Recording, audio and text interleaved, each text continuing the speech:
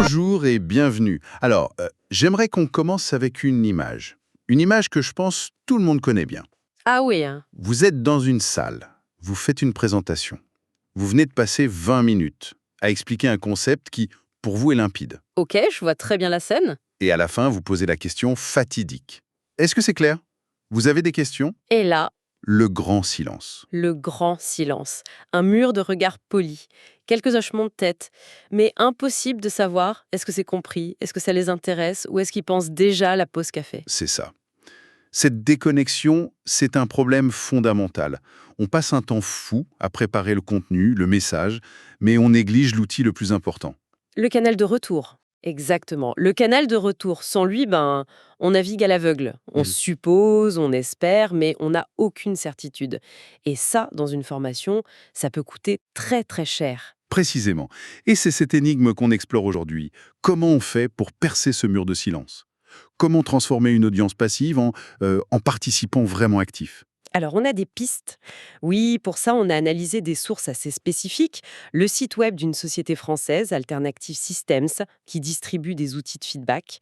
Et on a aussi épluché le début de leur tutoriel vidéo pour un logiciel qui s'appelle OMBA Response. Voilà. Et notre mission, c'était vraiment de dépasser les slogans marketing. On entend partout dynamiser vos réunions, booster l'engagement. Toujours les mêmes mots. Toujours. Ce qu'on veut comprendre, c'est la mécanique derrière. Comment ça marche concrètement? Est-ce que ça s'intègre facilement dans un flux de travail normal ou est-ce que c'est une usine à gaz? Et est-ce que ça résout vraiment le problème de notre présentateur face à son public silencieux? C'est toute la question. On va voir si la promesse technique, elle, tient la route. Absolument. Alors, commençons par cette promesse. Le site d'Alternative Systems, il la formule de manière très directe. La phrase, c'est faites de votre public l'acteur de vos interventions. C'est une ambition forte, ça. Oui, c'est un vrai changement de posture. On ne parle plus de présenter à une audience, mais de co-construire avec elle. Ce qui est frappant, en fait, c'est de voir à quel point les cas d'usage sont variés.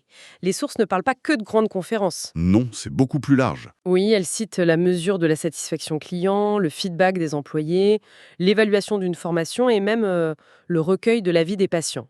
Le point commun, c'est toujours cette volonté de capter un ressenti collectif, Instantanément. instantanément et sans filtre. Donc on n'est pas du tout dans le gadget événementiel, on est vraiment dans la collecte de données en temps réel pour piloter une action, ajuster un discours, identifier un blocage. Exactement. Il s'agit de créer une boucle de feedback ultra courte. Je pose une question, j'obtiens une réponse agrégée de 100 personnes en 15 secondes et je peux réagir tout de suite. C'est ce qui nous amène au cœur du système, du coup, la technologie OMBA et leur logiciel OMBA Response. Comment on passe de l'idée à l'outil. Et c'est là que ça devient, je trouve, passionnant. Oui, parce que la première chose qu'on apprend dans le tutoriel, c'est que ce n'est pas une application externe, il ne faut pas jongler entre sa présentation et un autre programme. Non, et ça, c'est le point clé. Le logiciel s'intègre directement dans PowerPoint. Une fois que c'est installé, un nouvel onglet MBA apparaît à côté de fichiers, accueil, etc. Tout se passe à l'intérieur d'un outil que tout le monde connaît. C'est un choix de conception absolument déterminant. Ils éliminent la friction principale à l'adoption. La peur de devoir apprendre un nouveau logiciel. Voilà. La peur du truc complexe. En se greffant sur un standard de l'industrie, ils disent à l'utilisateur « Vous savez déjà utiliser 90% de notre produit ». C'est très, très malin. Je vois l'avantage pour l'utilisateur, c'est évident. Mais est-ce que ce n'est pas aussi un énorme point faible? En se liant si fort à PowerPoint, il se coupe de tout l'écosystème Google Slides, Keynote, qui gagne du terrain, non? C'est une excellente question. Et la réponse est oui, c'est un pari. C'est le pari que leur marché principal, le monde de l'entreprise, de la grande organisation, reste et restera massivement dominé par l'écosystème Microsoft. C'est un risque calculé alors. Totalement. Ils sacrifient une partie du marché pour une intégration parfaite avec le monde corporate. Pour une direction informatique qui doit déployer une solution sur des milliers de postes, cette intégration native à Office, c'est un argument de poids. D'accord, je vois. Le pari est clair. Donc on a ce logiciel niché dans PowerPoint, mais le tutoriel montre que ce n'est qu'une partie de l'écosystème. Il y a aussi du matériel. Oui. Parlons de ces fameux boîtiers de vote, les Response Pads. Oui, c'est la solution la plus tangible, on va dire. Des petites télécommandes qu'on distribue au public. L'avantage, c'est la simplicité, j'imagine. C'est leur simplicité radicale. Pas de Wi-Fi, pas d'application à lancer, juste des boutons. C'est l'option zéro barrière technique pour les participants. On branche une petite clé USB, le Response Link, qui sert de récepteur radio. C'est robuste, c'est fiable. Et le présentateur a aussi sa propre télécommande, le Remote Pad. Le tutoriel insiste bien dessus d'ailleurs. Ce n'est pas juste pour passer les slides. Non, non. On peut relancer un vote, mais surtout, et la formule m'a marqué, on peut ajouter des questions à la volée. Qu'est-ce que ça veut dire, ça, concrètement? Ça veut dire que le système n'est pas rigide. Imaginez, un formateur explique un concept financier complexe. Il voit des fronts qui se plissent dans la salle, les regards perplexes, voilà. Au lieu de continuer son script et de perdre tout le monde, il s'arrête. Il dit, « Ok, je sens que ce n'est pas clair. Prenons 10 secondes. Question. Sur une échelle de 1 à 5, où vous situez-vous ?» Et il lance le vote comme ça, à l'improviste. Exactement. Et en quelques secondes, un histogramme apparaît. S'il voit une majorité de 1 et de 2, il sait qu'il doit réexpliquer. C'est ça la vraie agilité pédagogique. Ce n'est plus un plan fixe, c'est un dialogue qui s'adapte en temps réel. C'est impressionnant comme flexibilité. Mais bon, on est en 2025, tout le monde a un smartphone. Est-ce qu'on est obligé d'utiliser ces boîtiers physiques? Non. Et c'est là que le système devient, à mon sens, vraiment intelligent. Le tutoriel présente l'alternative. La Response App, une application à télécharger. Même pas. C'est une application web. On se connecte via le navigateur de son téléphone, sa tablette, n'importe quel appareil en fait. Et ça ouvre la porte aux participants à distance par exemple. Attendez. Mais le plus surprenant dans le tutoriel, c'est qu'il est précisé qu'on peut utiliser les deux en même temps. Les boîtiers physiques et l'application web. De façon simultanée, oui. Et j'avoue que mon premier réflexe a été de me dire que ça devait être un cauchemar technique à synchroniser, tout ça. Et c'est pourtant le point fort de leur conception. Le logiciel OMBIA Response agit comme un hub central.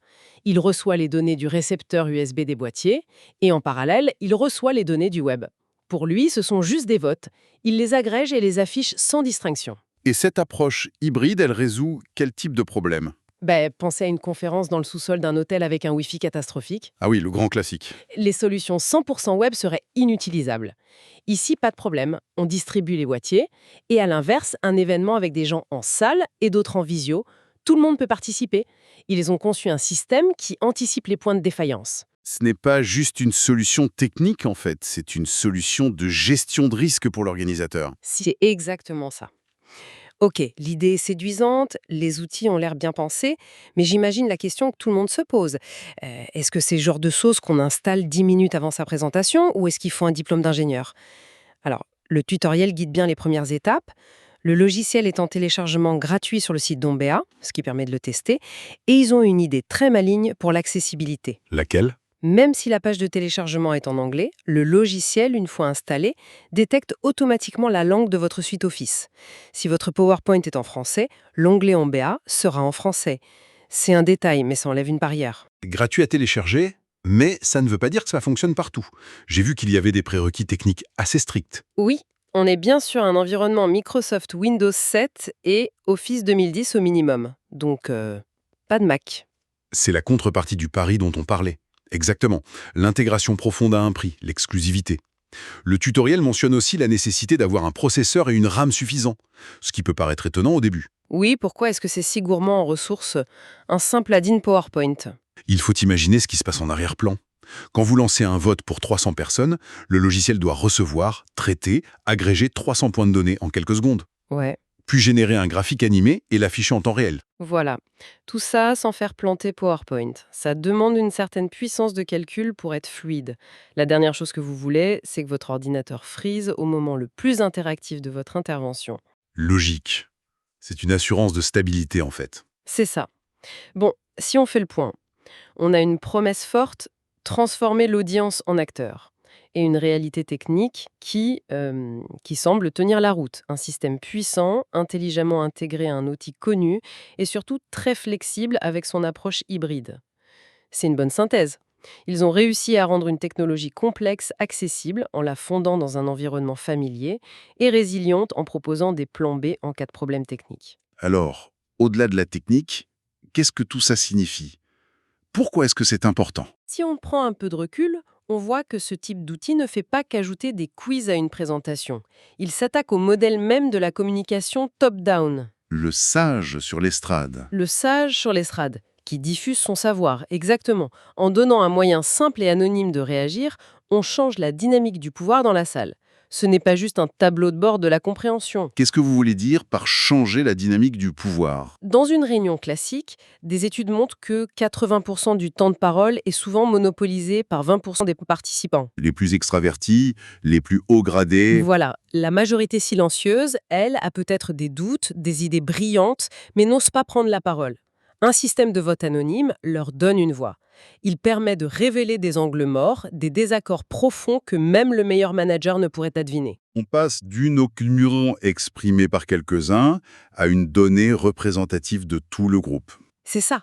Ce n'est plus de la simple question-réponse. C'est une sorte de business intelligence en temps réel. On peut sonder la compréhension, bien sûr, mais aussi tester l'adhésion à un projet, prioriser des actions.